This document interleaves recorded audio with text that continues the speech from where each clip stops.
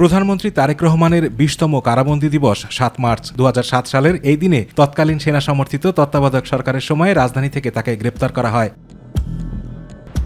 সেদিন তারেক রহমানকে রাজধানীর বাসা থেকে গ্রেপ্তার করে আইন শৃঙ্খলা বাহিনী। এরপর তাকে একাধিক মামলায় রিমান্ডে নেওয়া হয়। রিমান্ডকালে তার উপর চালানো হয় নির্যাতন, যার ফলে তার শারীরিক স্বাস্থ্য গুরুতরভাবে ক্ষতিগ্রস্ত হয়।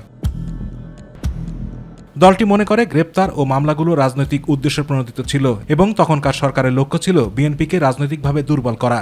একজন সাক্ষী হিসেবে আমি বলতে পারি, তারা যেভাবে অতর্কিতভাবে বাড়ি ঘেরাও করে তার রুম থেকে তাকে যেভাবে জোর করে বিনা ওয়ারেন্টে নিয়ে যায়, আমাদের প্রয়াত প্রধানমন্ত্রী জানতে চায় এবং তার অ্যারেস্ট ওয়ারেন্ট বারবার বলে দেখতে চায়, কিন্তু তার সামনে তার ছেলেকে যেভাবে নিয়ে যাওয়া হয়েছিল, তারা কিন্তু আমাদের গণতন্ত্রের মা মরহুমা বেগম খালেদা জিয়াকে অ্যারেস্ট ওয়ারেন্ট দেখাতে পারেনি এবং যে অন্যায়টি করেছিল এটা একটা কালো অধ্যায় হয়ে থাকবে। এটা আমাদের বুকের মধ্যে একটি কালো দাগ হয়ে আছে।